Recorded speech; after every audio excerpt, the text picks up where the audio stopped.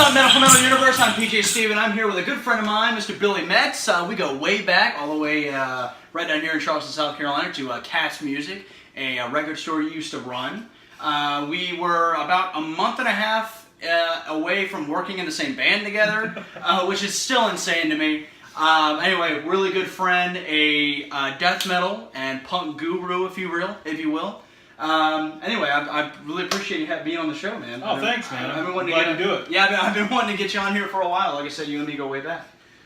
So I want to talk a little bit about when you first started getting into this genre, to heavy metal and to punk and all that noise. I want to talk a little bit about that. I was kind of weirdly fortunate. My uncle, when I was a kid, had a big CD collection of mostly classical music. Yeah.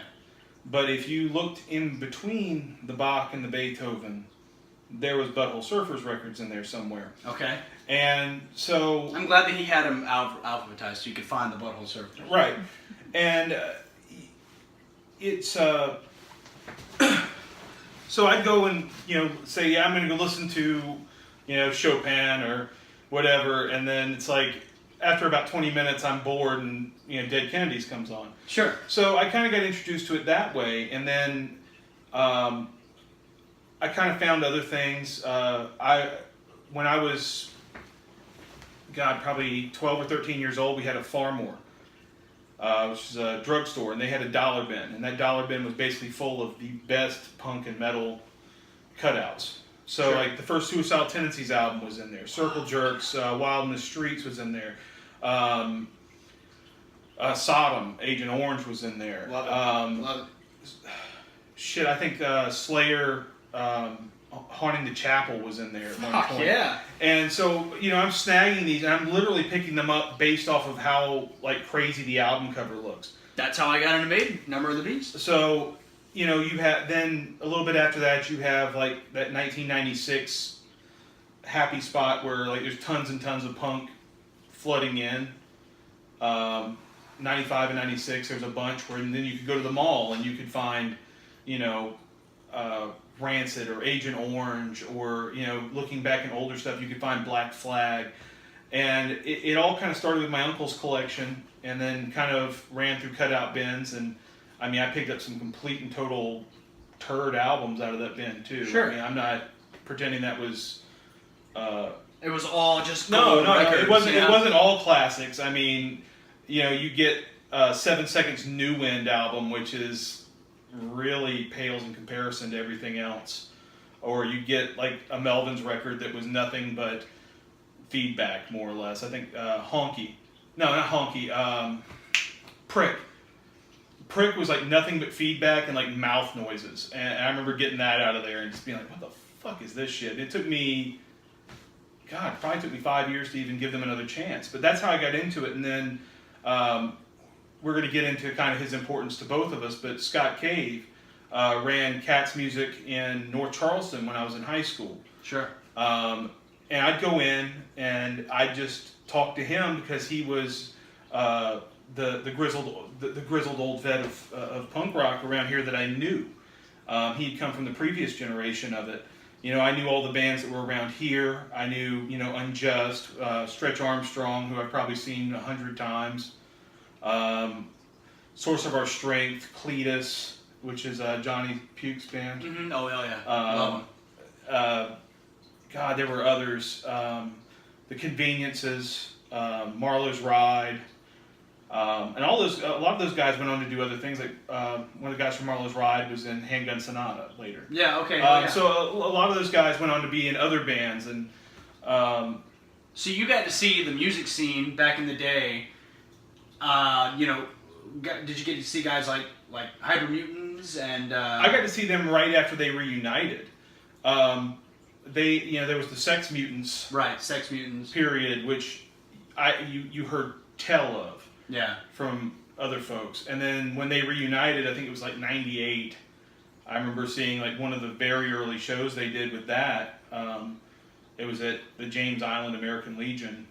And I remember all these other old guys sitting there telling stories about seeing Flipper and oh shit, dude, I missed Black Flag, so I could go see TSOL. And it's like, what kind of world are you living in that you've got to make that fucking decision? You know, that I'm going to skip Black Flag to see TSOL, or I'm going to skip TSOL to see Black Flag. Yeah. It's like, yeah, I saw the Misfits in '83 in Detroit. It's like, I'm hearing people tell me these things, and it's just like, that was cool. And the thing that was cool back then is that there was that overlap in generation. Sure. Because right before I got into it was that initial first wave of that post-punk. I don't want to use emo as a word for that, but I mean, that's kind of what it was. I mean, that's the Jawbreaker and stuff like that. And then I kind of picked up on the, kind of at the crest of the Epitaph skate metal thing. Okay. Where it's like, SNFU and Rancid and all that, where it's all, I mean, essentially it's speed metal with no guitar solos. So what do you think the we talk a lot about the differences between punk and heavy metal.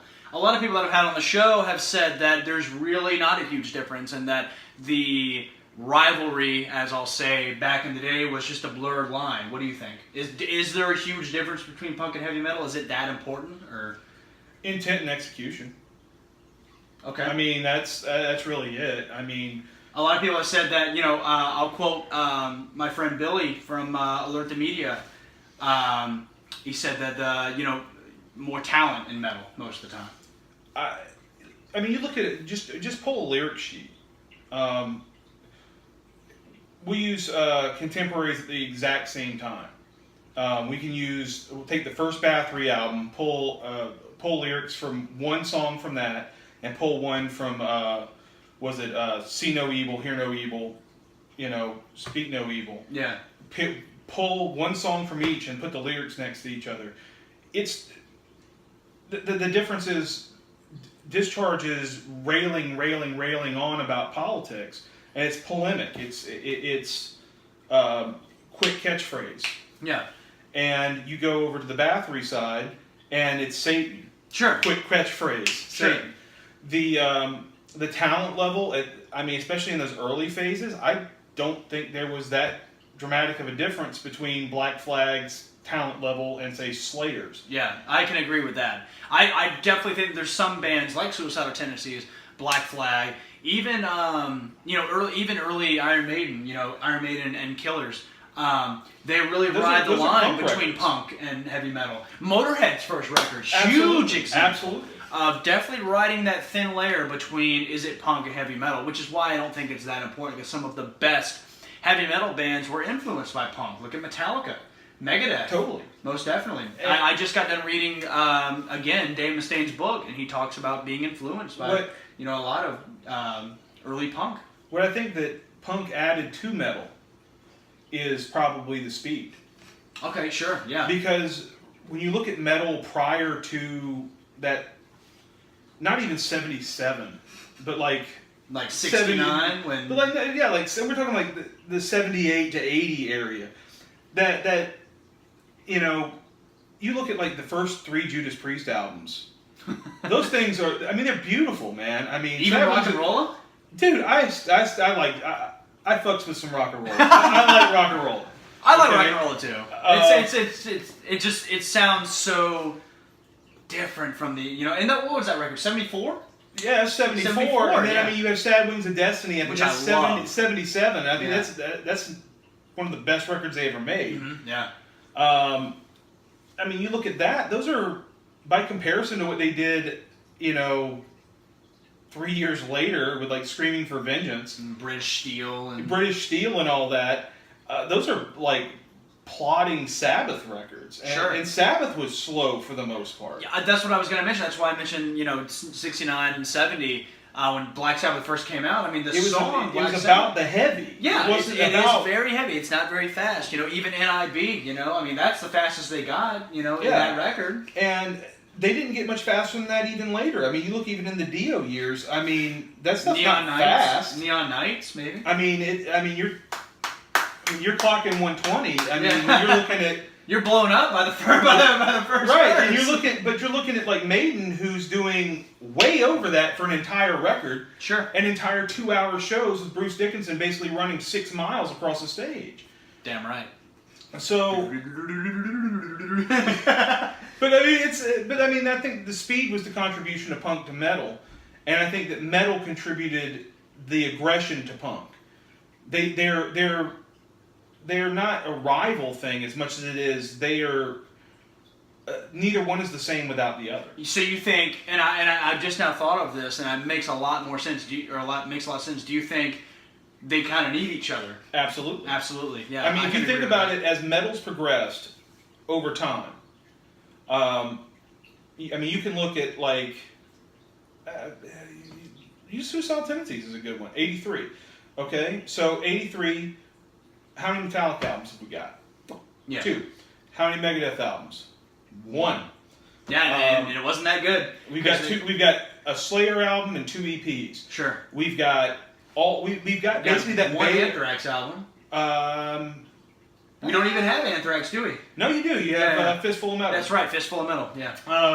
But you have all that. You have some of the stuff that's importing from Europe. You've got, I mean, you've got Diamond Head. You've got Angel Witch. Angel Witch. You've got Maiden, Priest. All that stuff is cycling through. Sure. You have Bathory, which exists, even though it's super underground at that point. People, I mean, I'm just saying, punk was a tape trading little world too. Okay. I can agree with that. I mean, you look at an issue of Maximum Rock and Roll before the internet. There's a section in there about thick. There's nothing but people saying wanted video of this or. And I think that's a really cool records thing, for sale, bootleg, anti-Semitic. So you have all that stuff coming into the equation, metal infusing into that mentality that you have from Black Flag and Circle Jerks and the Germs and people like that. Once you infuse that, that's how you end up with Suicidal Tendencies, and that's actually pretty much how you end up with the whole friggin' 90s. Yeah, for the most part. I mean, because a lot of people wanted to escape from that grunge era, which is, a lot of people were not into the Alice in Chains and the Pearl Jam and the Nirvana. I wasn't. Yeah, I mean, I'm not going to pretend. Looking back on it now, I can appreciate, Eddie Vedder. I think he's a hell of a musician, and of course Chris Cornell and Soundgarden. But I think the one band that was kind of saving it for the '90s, and I wasn't a big fan of them at the time, was Pantera. And I still kind of don't like Pantera. But I was going to say, I'm not going to jump. I don't like Pantera, but I think Dimebag Darrell is incredibly overrated. But I will stand by him and say that I can respect what they did in the 90s. No one else was doing that. Thanks to the glory of Cutout Ben. Okay. Which has been a consistent force throughout my life.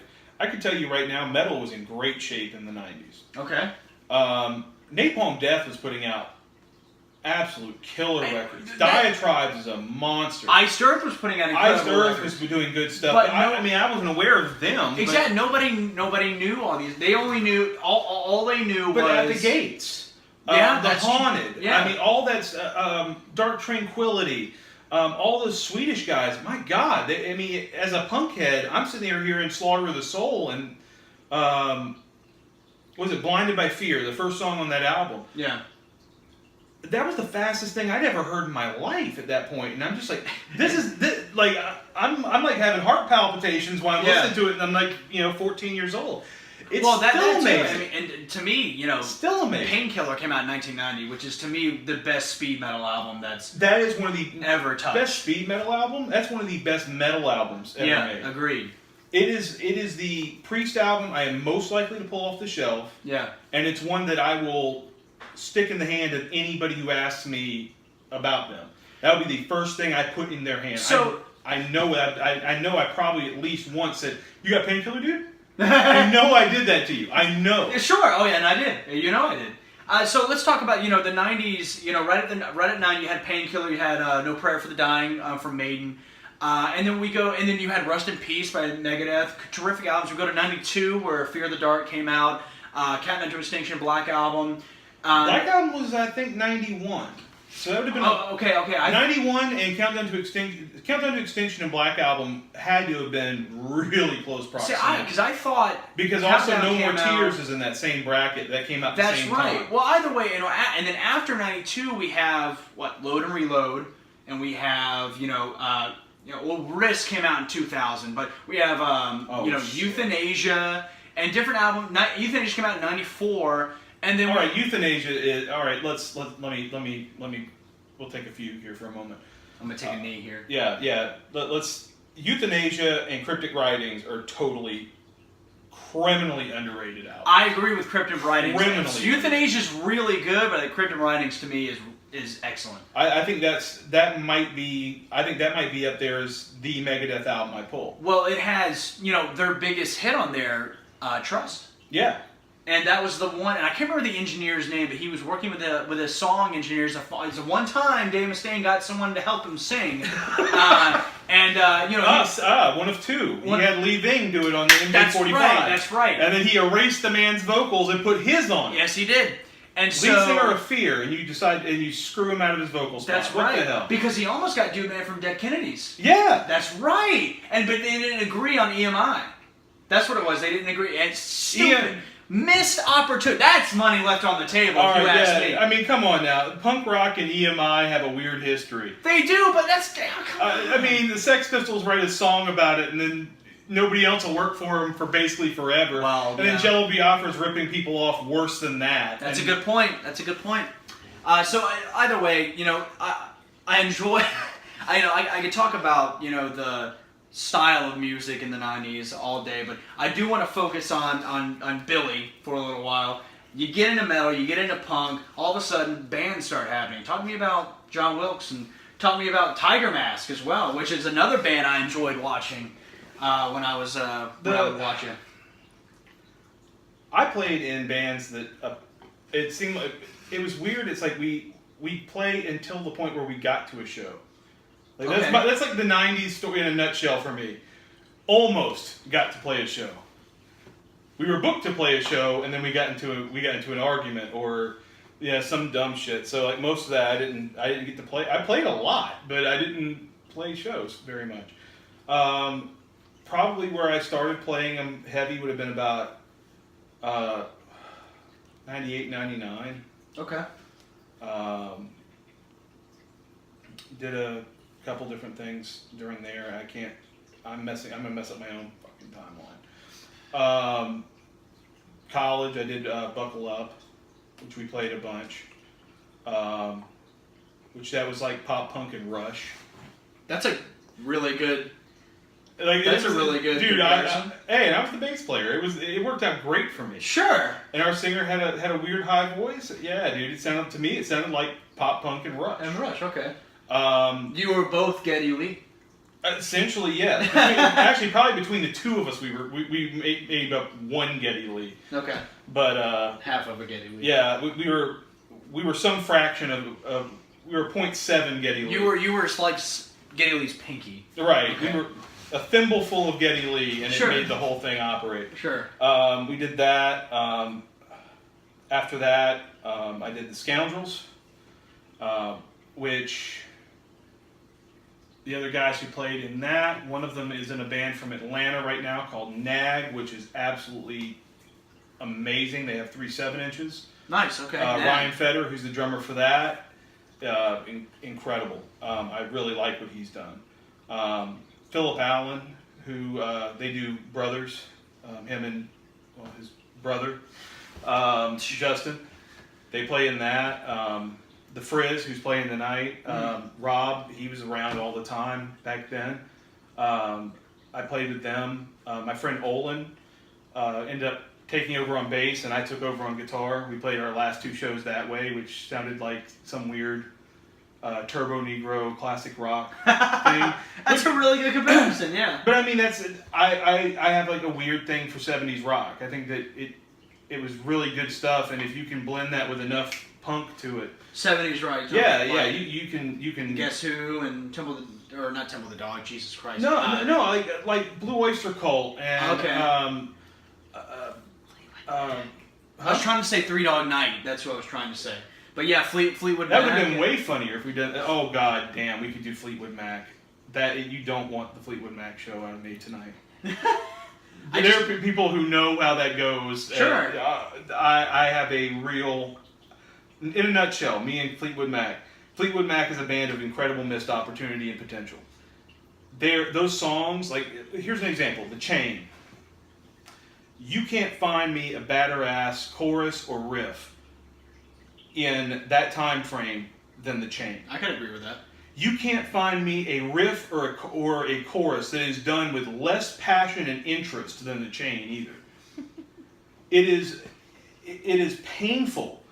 How are these people on that much cocaine and they just play with that little interest in what they're doing? It's just that we're just slowly Californiaing our way through things, and the songs should be these intense things. I mean, Don't Stop Thinking About Tomorrow should be this powerful anthem. But really, it is. It's just happy-go-lucky, yeah. But it's stop.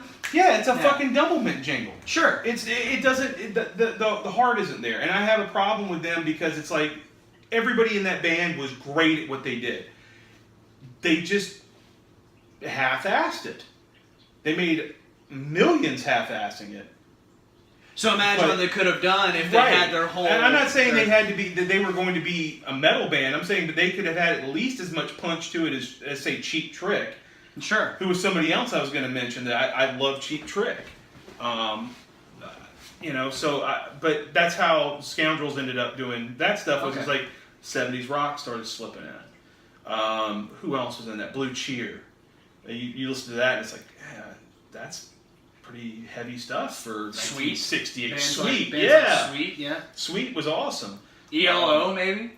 Little out there, but... I can't pretend I don't like them. I can't play too cool here. I like ELO. So from there we go into, when did you first, I don't know, it was, Mr. Scott Cave, but how did the transition go into John Wilkes Telephone Booth? John Wilkes Telephone Booth started in 2001. Right. So the Scoundrels have been 2005. So we're gonna backtrack and forward track at the same time, I guess. So 2000. We're gonna be like a DC comic book. Yeah. That's why I don't read DC. Yeah, we're doing some. I only read DC metal. Forgot that you were doing that. That's pretty good.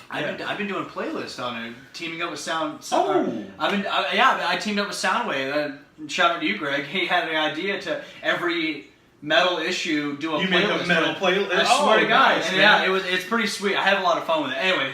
So we started in 2001, and it basically started off with Scott, Brian McNeil, I think Tom Watson was playing bass, and I was somehow involved and didn't play with them officially the first time until about 2012. Okay. Like, I never played a show with them. I'm in the periphery at all times. I did the band Sinus with Scott and with Brian and Will, who would be in Tiger Mask in between. Yeah. Which Tiger Mask I loved. I love Tiger Mask. That's I love something. the story behind the name of Tiger Mask. Yeah, we get there. But yeah, so John Wilkes is going on the whole time. John Wilkes is essentially a mixture between being this really awesome Butthole Surfers, sludge metal, Melvins-ish weirdness that is full of these word plays and puns from Brian. Brian was really the spearhead on that. Sure. He's kind of a mad genius when you get down to it. Probably the best guitar player I've ever played with, but you'd never know it because when he plays with John Wilkes Telephone Booth, the bass doesn't have all the strings. Mm-hmm. You wouldn't know this thing, but he's as a finger picking guitarist, he's mind-bogglingly good. And so 2012, I think I played with him a little. 2013, I started playing saxophone for them. Right, that's right, yeah. And I played it in a Fishman mask. Ah. As Senior. I do remember that, yes. Yeah. And that wound up with these weird death metal jazz sax solos in the middle of the set. And I played with them simultaneous to the next two bands I played in. Yeah. Tiger Mask came next. That was about 2012, 2013. Yeah. Will had played with me in Sinus, and me and him had pplayed in a ska band together in the 90s. Okay, oh yeah, okay. So, I mean, we've known each other forever. His wife is actually somebody I went to high school with, and so I've known Will through her for even longer than I've known Will through Will. And then Mia was introduced to us by Will. Olin had played with me in the Scoundrels before. Mm-hmm. We had more or less the entire set of songs written before we had a name. And I threw out Tiger Mask. I like Tiger Mask because of wrestling, because of Satoru Sayama. Sure. Yep. Who was... I love this story. Satoru Sayama, the first Tiger Mask, the legendary Japanese cruiserweight, I wrote him a letter asking for his blessing to use the name. Mm-hmm. And he gave it. In the most broken English letter back I've ever... Amazing. And I've got that, like, pressed flat in a scrapbook at my house. But he actually said, okay. So at that point, I'd gotten them to agree to it, and I basically did it by... How could they not have agreed? Like well, none of them were wrestling fans. Right, but you got to appreciate the fact that a Japanese veteran of anything gave you permission to use his alias name, Well, yeah, I mean that was a real cool thing, but I mean, and I can go back a little bit further. Wrestling plays a part all the way through. Sure. In music for me, because they run concurrent. I mean, when I was a teenager, that was effectively what I was interested in, was professional wrestling and punk rock. Yep. So, with the Scoundrels, me and Philip would sit in my living room, and I would play him Ric Flair promos, Dusty Rhodes promos, for hours. We just sit there and drink beer, and I'd smoke cigarettes, and he would, and I'd be like, yeah, you need to, something like that, Space Mountain, do some shit like that, yeah. Longest line and the shortest ride. Woo! It's not exactly how it went, but it's funnier your way. I was looking at somebody posted on Facebook the other day about their grandma was in it was in the line for Space Mountain, whatever. Yeah, like that. I forget who it was, but it was somebody I know. It's like, damn, dude, that's pretty crazy. So you start Tiger Mask. Something you're proud of. I'm very proud of. It started off being kind of a Misfits-ish thing. Sure. I can definitely see that. And it kind of evolved from that into having these other little bit more metal aspects. Mm-hmm. Started putting trim picking into it. Me and Olin are huge. Like, to the point where on the way up here, I was talking to him. And he goes, all right, you got to talk about Bathory, dude. Yeah. You got to talk about fucking Bathory. We are huge Bathory fans. Sure. When we lived together, that was like Saturday we both had off. 9 o'clock in the morning, you hear the beginning of Nordland 2 with the big Alp horn, and that's what we cleaned the house to. It did dishes and all that. And I mean, and that is a killer band. And yeah, not a lot of people know exactly who that is, but again, killer band. Yeah, we were huge Bathory fans, so we started incorporating that weird old Viking metal shuffle into places in it. We started doing the trim picking. We started doing the black metal trim picking down the chord structure. Yeah. Started doing things like that and adding that in. So we end up with this punk rock that's it's got a certain amount of melody to it because that's what we were doing, and we've incorporated all these like little pieces of metal into it. Sure. And by the end of it, we didn't get a last show. We played our biggest show, our best show, and in the parking lot, I got informed, oh, by the way, I'm having to move back to Greenwood, and so we'll work it out. And of course, we never did. Yeah. So we didn't get a chance. But I know what the songs were going forward. Like there were 4 more written that we didn't play that night. They were way further into the metal side. I don't think Tiger Mask had ever gone full bore into being a metal band, but the potential was there. It was starting to show up. I've been a bass player almost everything I've ever played, and I spent a lot of time during that band learning how to do guitar shit. Because I was the guitar player, and I was just like, yeah, I'll just play chords. I can do that. I can do 4 chords and do Misfits songs. Yeah, we can do Horror Hotel, whatever. Yeah. And eventually, it wound up being I'm sitting there learning how to really be a guitar player. Sure. Because I wanted to do better than that. And I enjoyed it. And Mia was such an incredible person to be in front of that. She's still playing. Yeah. She would. I will look straight in the camera. Mia, have a fantastic time covering "The Ocean" by Led Zeppelin with the NASA band.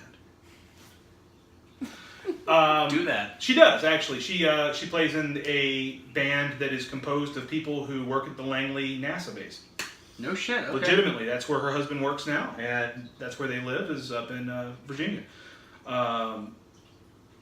And so after that, and a couple false starts of trying to get that back together, different people playing bass throughout. Sean Smith, who was in Alcoholocaust for a little while, was going to play bass, and which Sean's a great musician, honestly, really is. He doesn't think so, I'm sure, but I think so. Most great musicians think that they're not. Well, he played with me in John Wilkes too, which that was a lot of fun because everybody else, they're so used to the John Wilkes mentality. And it's just like, yeah, it's gonna be okay. Whatever we do is gonna be cool. And me and Sean are sitting there. We're just like, this is gonna suck. We're just sitting there, just like huddled up. We're just like, this is gonna be bad, man. We're gonna die. We're gonna die, man. And that's really what it was like. Sure. And we go up there, and it would just be, you get lost in it and just go. And people would love it. And I it was definitely fun. But I was in your boat.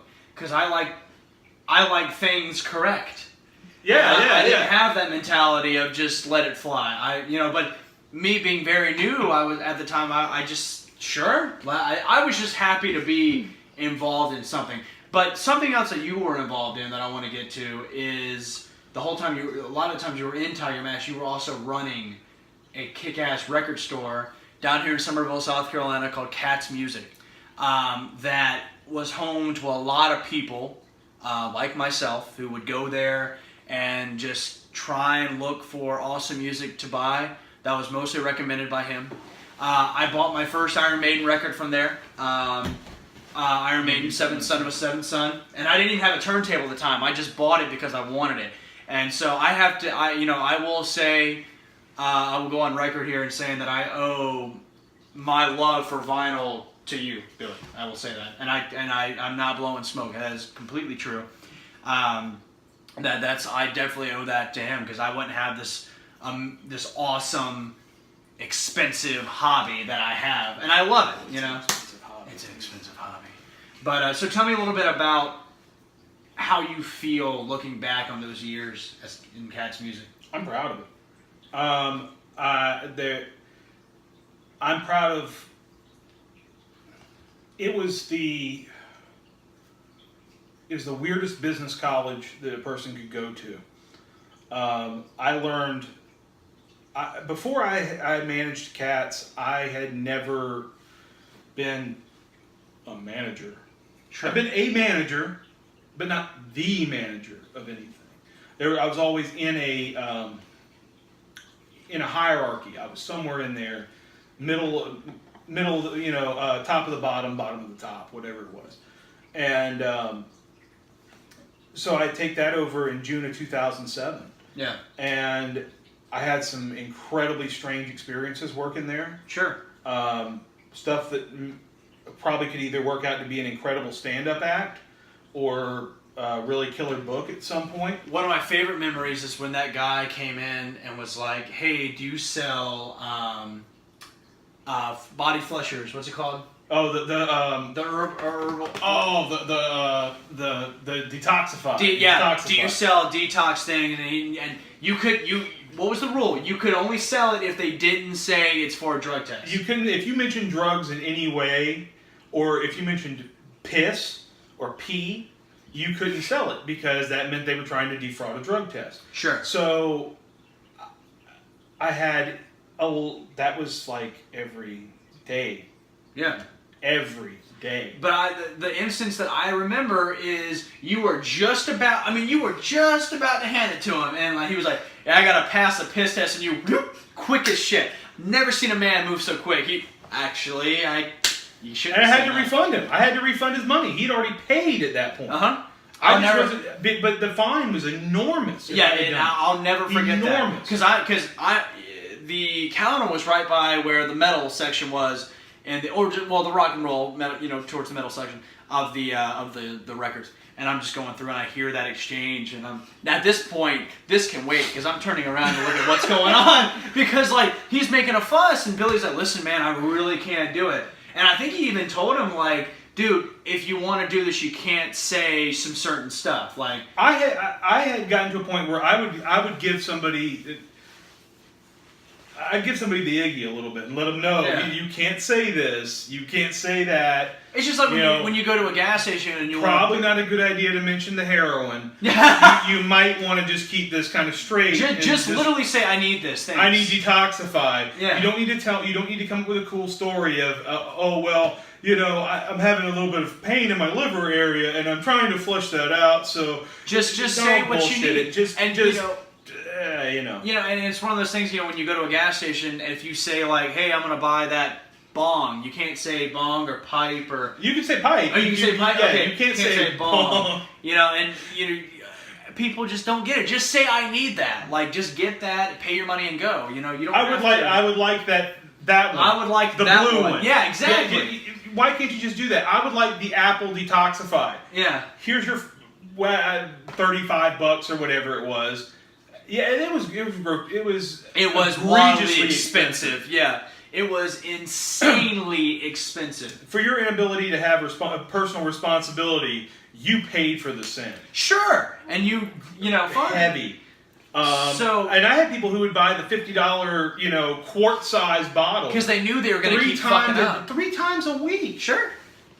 I'm going to keep fucking up, so I might as well. It's like, I'm looking for a job, and I can't stop smoking the shit. Hey, are you guys hiring? Yeah. Oh, that happened a bunch, Sure, too. I bet it did. A bunch. There was, we had to get, like, every retail store, you can ask a lot of people, they've got a guy who throws sunflower seeds on the floor. You go in a retail store anywhere, look around hard enough, you will find sunflower seeds somewhere. I had the sunflower seed guy, but I also had a friggin' chicken bone guy. Oh, that's right. Yeah. I have no idea where this guy was or how he had this sack of wings with him while he was in there. Well, Bojangles was right there. But they didn't serve, like hot wings. No, they didn't sell hot wings. Right. It was covered in barbecue sauce. That's not... No, yeah, and he just, right. Just throw it under the wraps. Just drop it in there. Just sprinkle a couple of them in there in between the CDs. Yeah, he used to do that. I had that. I had... The number of people I had that came in that just smelled like rotten flesh. Or the people that would come in with like random CDs. That guy worked in a restaurant, and that one weirded me out. Exactly. What about the guy that came in with like just CDs, but not even in the cases, and was just like, "Hey, how much?" That was every day. Yeah, how much you want for these? I got this book of CDs. Yeah, that came out of somebody else's car, but sure, we had that shit all the time. Sure. We had, I had a guy drive up on a forklift when we were doing a sidewalk sale one time, get off and start flipping through CDs, look over his shoulder. These guys from Lowe's are running him down, and he gets back on the forklift and takes off.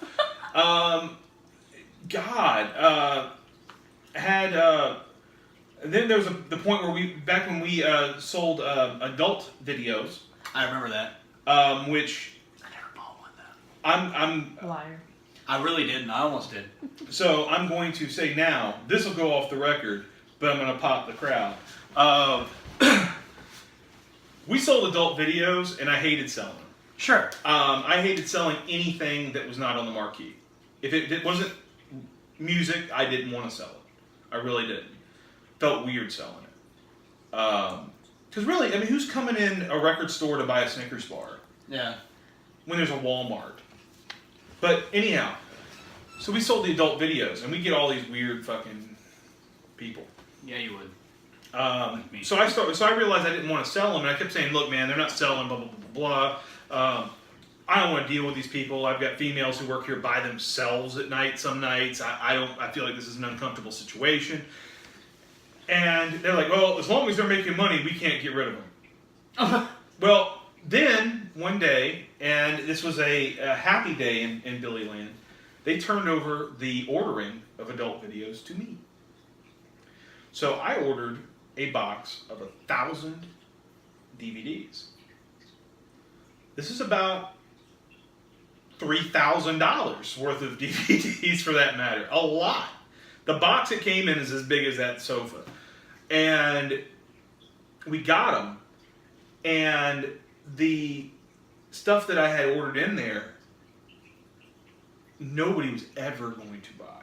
Oh, it was like tentacle porn? Oh, no. So many people bought tentacle porn. Okay. I got special orders for tentacle porn from the day I left. Do you have women beating men with snakes naked? No, dude. I had people. I had ordered stuff. And it was like people like mashing up ground beef with their feet. That's hot. I had like Russian grannies. So there's like these like, these people who look like the dolls, and they just start stripping. So it's like fucking kneeing themselves in the tits in the movie or whatever.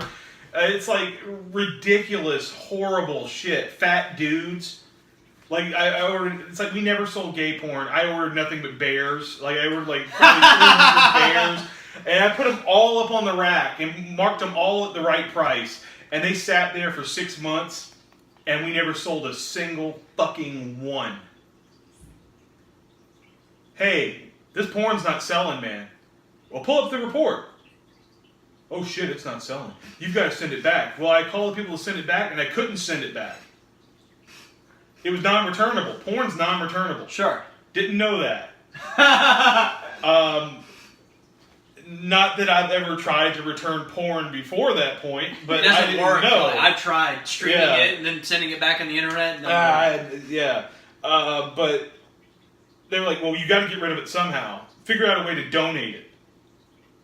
Donate it. This is the insanity. This is the Cat's Music insanity level here. I mean, it is. Anyhow, donate it.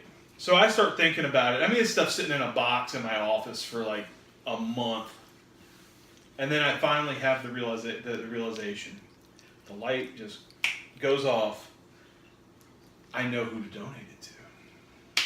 I get myself some shipping labels, and I send that whole box of 1,000 feet and bear porn straight to Westboro Baptist Church in Kansas, and wrote the whole thing off for the taxes for the store. No shit. No shit. That is a great fucking story.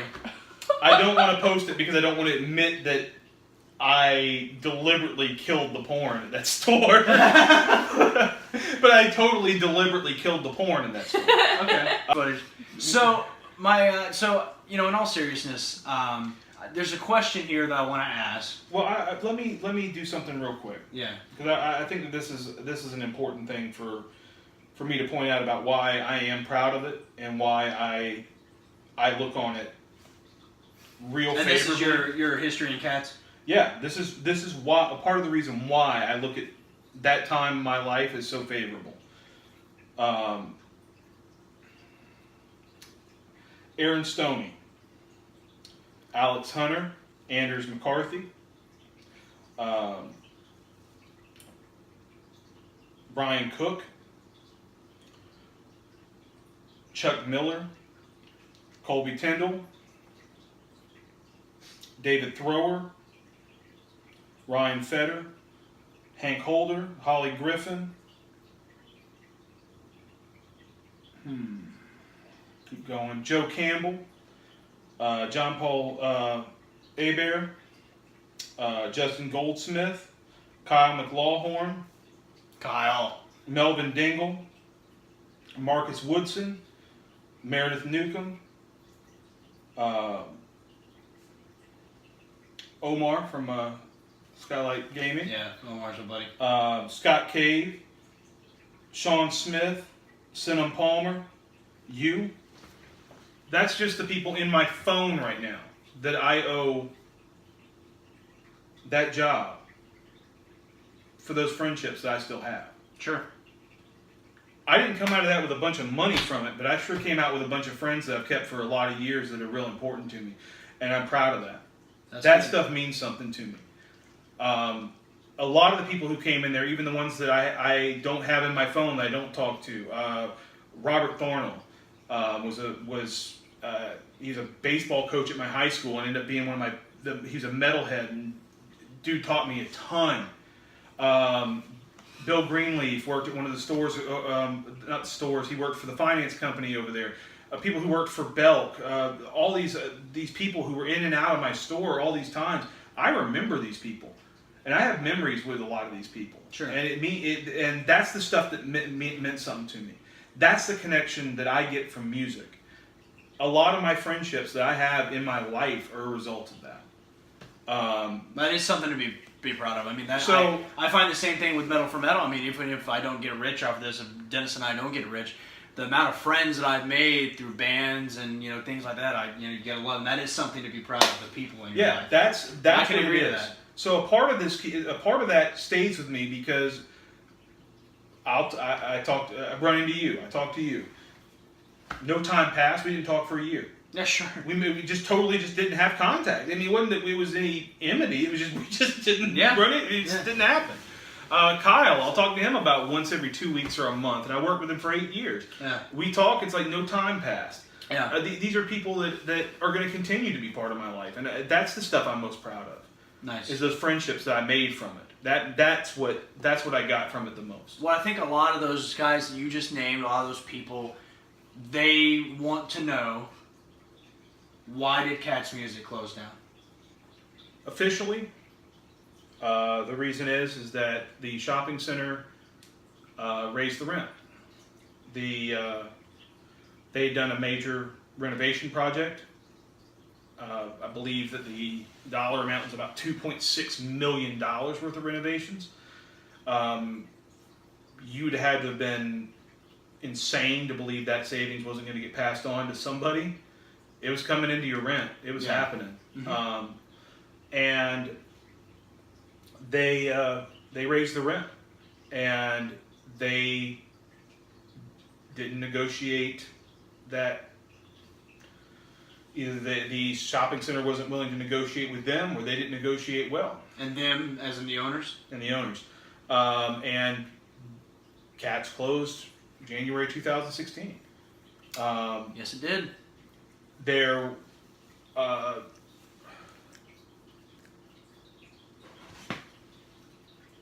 The renovation project did a number on the sales at the store, massively. With that being on par with 2009 is probably the worst year they ever had. 2009 being when the economy took a shit. The fact that there was no sign up for Cat's Music for 8 months. But yet those renovations couldn't have given you guys a sign, maybe? They would have given them a sign if they had negotiated it. Sure, right? yeah, I guess so. I mean, it was going to come, but they weren't going to renew the lease. So, and there's something called, in real estate, it's called tenant mix. And they didn't believe that Cats belonged in their tenant mix. Sure. What else belongs between a GNC and a Belk, I'm not sure, but apparently the answer is honey baked ham. So now I won't make you go into detail, but I will ask, with the correct attitudes, could Cats still be in business today? Yes. Yes. It would take some cooler heads for that to happen, and there would have to be a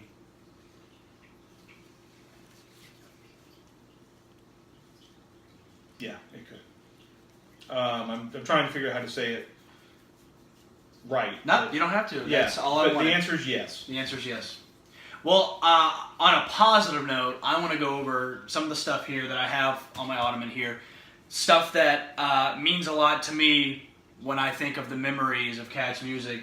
And the first couple things I see here, man, are some EPs by Maiden that this man got in and called me about and said, hey, I got in these EPs, like, you know, do you want them? It's like, fuck yeah, I want them. Like, so we negotiated and came to terms, and finally, every week I'd go in there and say, okay, so here's money on this, here's money on that, but, you know, I owe most of my Maiden collection to Billy, most definitely. And I hid those so well, so that he nobody did. else He nabbed did. them. He did. They were like in a little weird cranny next to my desk, so nobody else knew they even existed. I mean, and for him, I got, you know, I didn't pull it out, but I got Live After Death, Power Slave, Peace of Mind. I didn't get Number of the Beast from you, but I got Killers. I got Somewhere in Time. You got self-titled Maiden from me. I did get I know you got that. You got that from me because you got my copy of that. Yeah, that's right, and that's why I wanted it. Because it was on the Harvest. Yeah, you got my copy of that. The next thing I have, am I allowed to say this? Yeah, sure. Okay. It's been long enough. I don't think they can't sue us yet. This is Iced Earth's record, Plagues of Babylon. It is the blank slate, and it's, you know, I think it's 364 of 500. And it's blank. There's no track listings on there. So when I got this record, I didn't know what any of the songs were. Now, I had the record, and Billy said, I'm not supposed to sell this to you. Because it was supposed to be sold the next day. Yeah, it was a special promotion. You weren't even supposed to be able to get it unless there was something else you had to purchase to even qualify to buy it. But it was a weird. He sold it to me anyway, and he said, just do not put it on Facebook or anything. And goddamn, I did not. I took it home.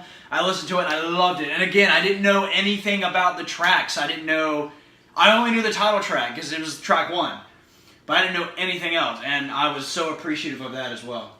Now, you talk about this record here, the Jack White, Let's come back to that one. Let's come back to that. Yeah, I'm kind of going to riff it a little bit. I do want to talk about this. This is a Led Zeppelin Celebration Day. This was a concert in 2007.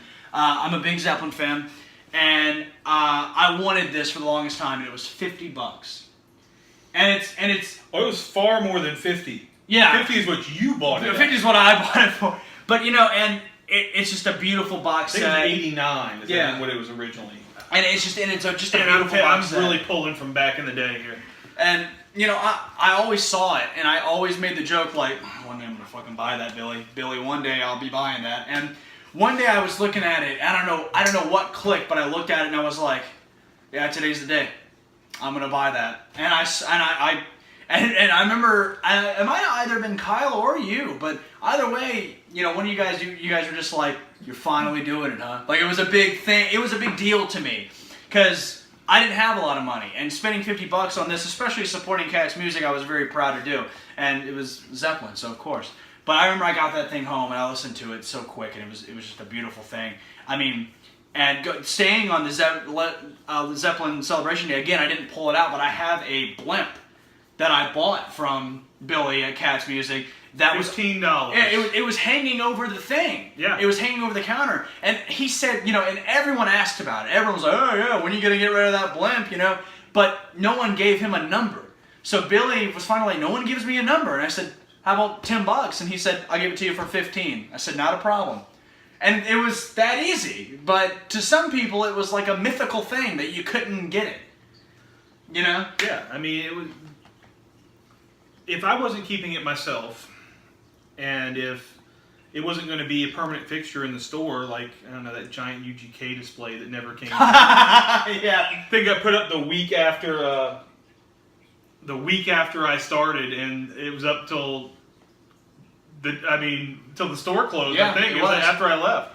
I wanted people to have it. I mean, some of it was kind of rarer items, so I was like, yeah, well, we should make something from it. Yeah. And I had no problem paying. You know, everything was for sale. It was just a matter of if you really asked. posters I usually gave away. Yeah. I gave away tons. If I got an Anthrax poster from you. Yeah, but I mean, if it was like, one of those things, like it was a blimp or what was it? When they did a reissue of the movie Airplane, and they had the crossed airplane thing. Yeah. Well, they had the autopilot. That's right. Yeah. Yeah, they had the inflatable autopilot. Those are things like that. But next, I have Mick Foley's Crazy Christmas, which is Mick Foley is a awesome wrestler. You might know him as Cactus Jack or Mankind, Dude Love. But this is a story from his son that he put onto a record, and it's just really funny to listen to. It is really cool. But I was happy. You only got a couple of these in. 2. You got 2 in, and they were for you and me, right? Essentially, pretty much, yeah. Me and you. Yeah, I mean, he was. I'm pretty much getting this for you and I. And I had to work my ass off to get those 2. Yeah. Because they only pressed, I think it was 300. Mm-hmm. I mean, it was a low number, 500, something like that. And there are stores in the northern part of our beautiful country that have a larger share of what people get. Sure. Much like most of... Well, it's like everything else. Yeah, exactly. I mean, but like Newberry Comics. Newberry Comics wants, Newberry Comics gets. Right. Bull Moose. What they want, they kind of get. Soundgarden, same thing. They had a little bit more pull. And I kind of fought to get my 2. So what I did is I ordered 10 from every distributor who had it listed. And out of those 10 distributors, you got one from one, I got one from another. I paid more for mine than you paid for yours because of which distributor it came from. Sure. But next is something that he actually gave to me. It's it is the Trooper, and it's a real record. It plays. He couldn't sell it to me because he couldn't sell it at all because of this little crack right here. It's the B-side is Cross-Eyed Mary by Jethro Tull, so I was really happy to get it. And so I was appreciative of that, man. Just the little things that he would hold on for me was just out of this world. I'm also going to bring this up too, since he gave me this today, actually. This promo poster, which is really badass. So now I want to get back to Lazarus. All right. So what was the big deal about this record? I know, but I don't think... The Lazarus album has a inside groove that if played under a certain light from a certain angle in a certain cycle of the moon at a certain time of the day, if you're lucky and it's the right light at the right time, at the right exact right, if you do your trigonometry correctly, you'll be able to see an angel in the hologram projected off of it, which sounds really cool. I have no idea how much it cost Jack White to come up with that. He also has like 14 Macintosh tube amps that are worth like $4,000. Right, yeah. But anyway. And the only recording studio booth in America. Yeah. But he also, on one side, the record plays an entire side of an acoustic if you put the needle in catch an alternate groove. Yeah. And there's another, I think the other side, it hits a certain point and it goes backwards. It does. It had every bell and whistle you could put on a record. And I remember you and I were talking about this because we were saying he should have separated it a little bit instead of blowing his load on one record. If he'd have dragged that out across 3 albums. He would have, Hey, in this record it's this, and in this record it's that, But I mean, it's not like some of it was unheard of, like the play back across the grooves. Dillinger Escape Plan did that in like 2001. Sure. This one had a fixed groove too, didn't it? Yes, it did. Yeah. It had a lock. It had a lock groove, But I mean, lock grooves, Butthole Surfers albums, almost all of those ended on a lock groove. Yeah, they did too.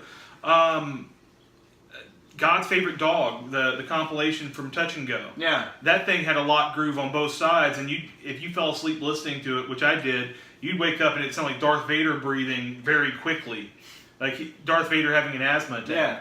But I do want to interrupt you real quick before I forget. There's a story that I thought was a lock groove, and it was on the record Some Girls. I bought it from you, and I was doing the dishes or something. Anyway, it skips during Beast of Burden, by the record that I had at the time, and it skipped during Beast of Burden.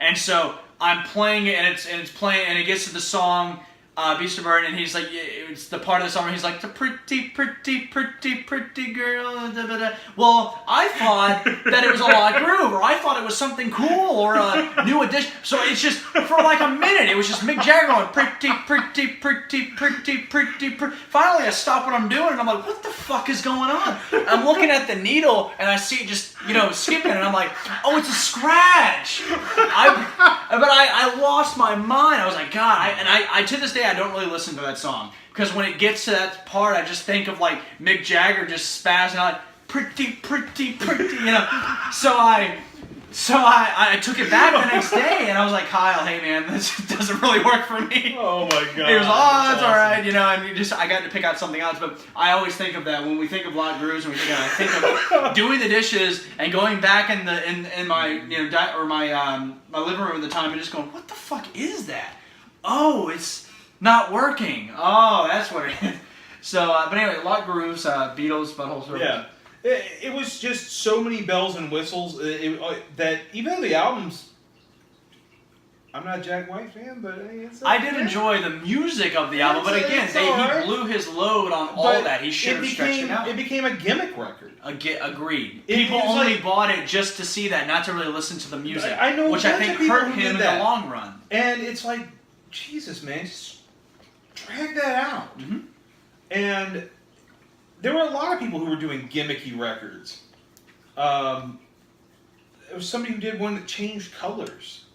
Oh, that's right. I forgot who did that. I can't remember that either. But it was a splatter record, and it changed colors. I do remember that. It changed colors. Judas Priest put out the Painkiller EP, and it was in the shape of a saw blade, which I still have, which is badass. There were a lot. Die cut. That's cool shit. Yeah, but cool. But it's gimmicky. I agree. And to Jack White's incredible credit, he sold the album at a reasonable price. Was it $19.99? Right? $19.99. Because he could have gotten away with maybe a $35 record, but he didn't, which is good.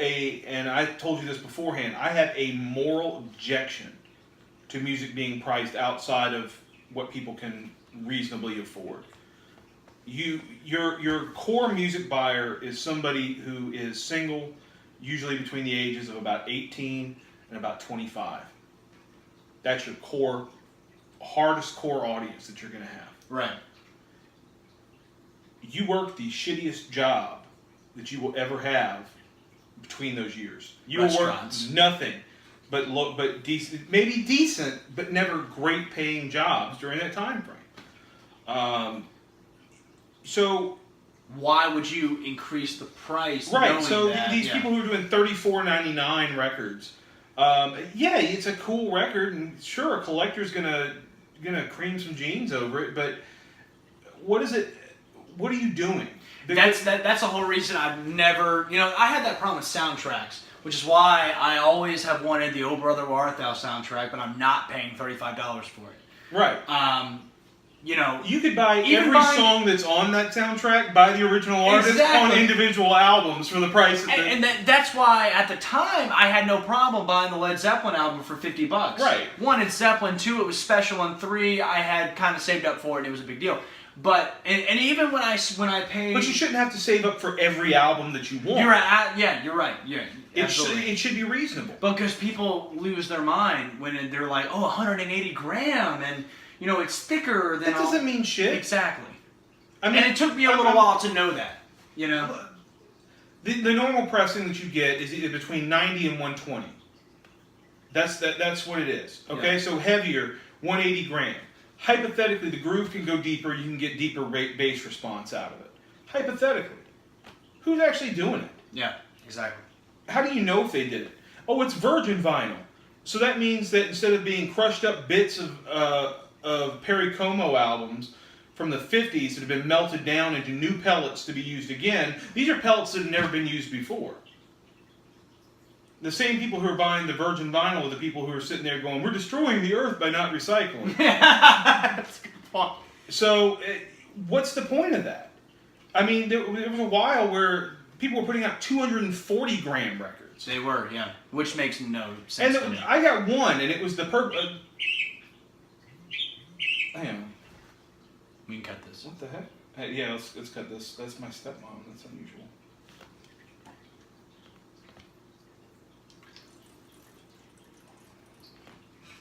Hang on. Everything golden? Yeah, everything's okay. Okay. Everything's okay. Just cut that, Dennis. Hang on a second.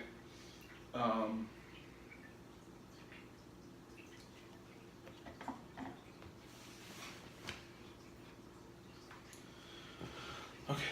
All right. But 240 grand. I had the Purple Caniff show by the Cramps, which was Lux Interior from the Cramps playing old novelty records. Uh-huh. It sounded like it was being played out of the shittiest radio in the shittiest car on a radio station that they weren't supposed to be getting. They were barely in service for. And they put it on 240. It sounded like crap on 240. What would it have sounded like on something else if that's the audiophile rating? Yeah. You know, it doesn't... Probably worse. Or...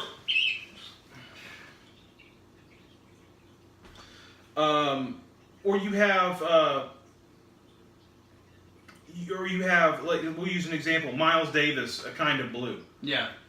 What use is a 180 gram audiophile pressing in stereo of something that was originally recorded in mono? That's how I feel about the second Stones record. They repressed that and put that on 108. But I have the mono version, which I'm really proud of. So, I mean... December's Children. I don't even know if that's the second one. But so you hit a certain amount of silliness with the whole thing. And it's just this game of more... The Beatles are they're assholes. Paul McCartney's an asshole. Let me throw it out there like that. Why? Because every time he turns around, give it 3 years. Every 3 years, he's going to reissue the entire catalog in some new and innovative way, the way it was supposed to be heard the first time. yeah. You released it the first time. You can get those records. How is it different? It's on new technology. We could play a game. You get an old copy of Sgt. Pepper. I'll bring a new copy of Sgt. Pepper. We'll dueling stereos this sumbitch, and I promise you, you won't be able to tell the difference. That's how I feel. Test. That's how I feel about Lars reissuing all this noise. And the only exception I will say is that supposedly if they put a bass and Injustice for All. That's all I was going to say. I'm okay with that. Well, you know, we talked a lot about the past. We're getting to the future. I want to talk about the future real quick before we wrap up here.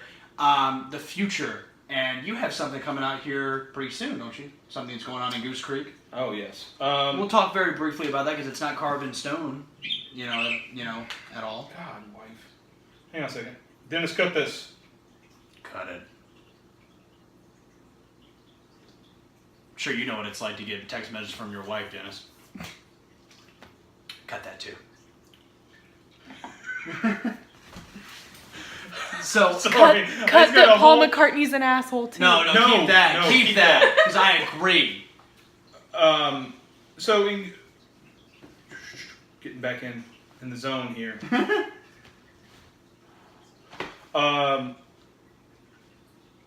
In Goose Creek, Dream-A-Lot Books has reopened their new location, which is next to the Dollar General on Highway 52, behind Dairy Queen, if you're so uninitiated, if you know where that's at, in Goose Creek, South Carolina. They're opening up back there. I think they opened up on December 1st. There will be a portion of that store that will be dedicated as a record store. That should be fully functional, open, and something that I would be willing to scream from the mountains by the 1st of February is the intention.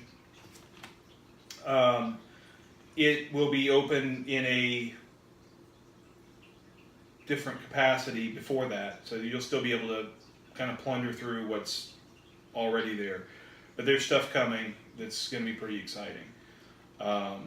There's also going to be music memorabilia along with it. Which is what the thing I'm really excited for. This is stuff I've collected through my time at Cats, through just going to concerts. I've got some things that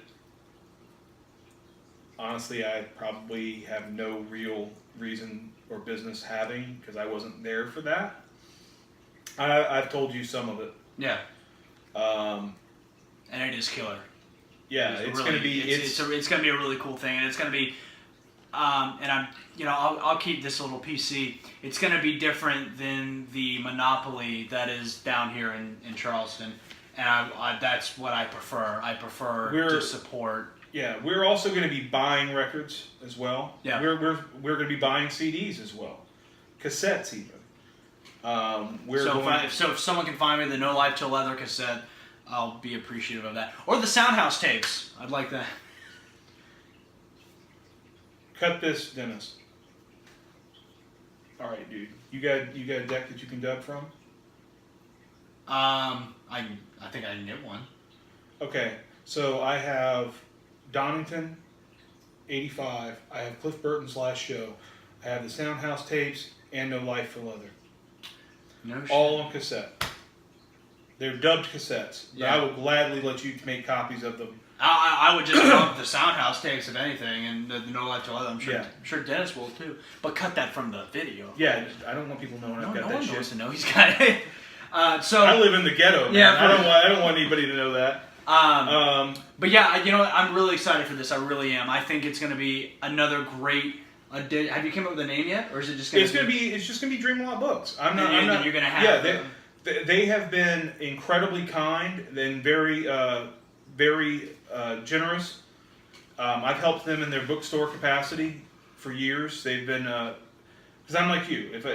Once I build a relationship with a person, I support what they do, no matter what it is. Sure. And I became friends with them through just shopping there. Same way with us. Mm-hmm. I'd go in and I'd be looking for some fucked up book from 1903, and they'd find me a copy for $3. So I became friends with them. Yeah. And they're great folks, and they asked me to help them out and open up in that capacity. So room probably half the size of the one we're in right now is going to be where the record store is. So don't expect it to be a Cats 2 Judgment Day. And don't expect it to be a monster of a store. It's not going to be. It's going to be small. It's going to be compact. The prices are going to be reasonable. That's something I've, in general, prided myself on, is always being able to keep I never things fair. thought I overpaid anything at Cats Music. Can't say that for anything else, but I've never felt like I overpaid for anything at Cats Music. The prices will be fair. There will be good stuff. It'll change constantly. Be some metal. Working on it, bro. I'm really trying. Right now, I'm just trying to do a little bit better than 38 Special. Among the stuff I've got, Molly Hatchet. I've got so many copies of Foreigner 4. It's fucking unbelievable. Which is funny because that was the last Foreigner record that I got. I couldn't find it. Ain't nothing wrong with that Foreigner record. I like that Foreigner record. I just couldn't find it. I'm going to be perfectly straight with you. Until I have all, you will not see one Blue Oyster Cult record among them. That is a band I am obsessed with. That's and true. Until I have all, and I'm missing 3, those won't. Yeah. This won't be.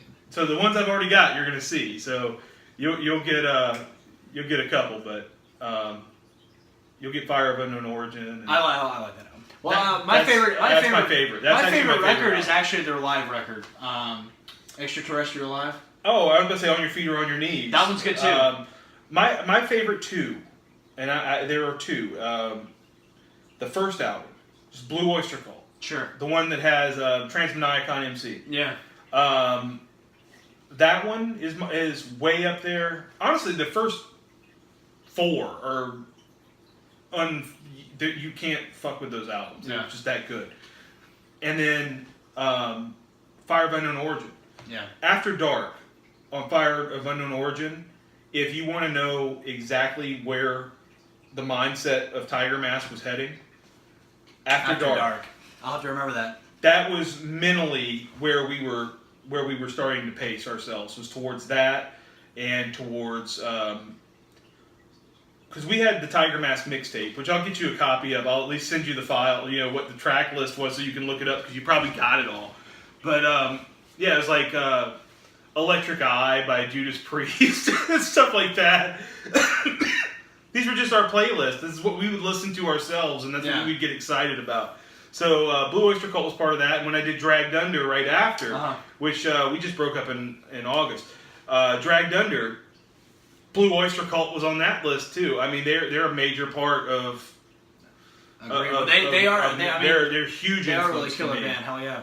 Billy, it's been a pleasure talking with you. Like I said, I appreciate you being on the show very much. So. Hey, I'm glad you had me. Yeah, I'm even gladder we were able to keep it somewhat on track. Hell yeah, man. I'm very impressed with ourselves on that, guys.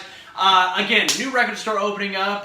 We're thinking February 1st. Yeah, that's the intention. In Goose Creek, and what's the name of the bookstore? Dream a Lot Books. Dream a Lot Books. They are open now. They're open now. So I plan on going to check them out and seeing what's going on with them. And we look forward to February 1st, guys. I hope you guys got a lot of knowledge from this interview. I sure as fuck did. I appreciate you guys checking us out. Again, I'm PJ Steven. I'm here with Billy Metz from John Wilkes Telephone Booth.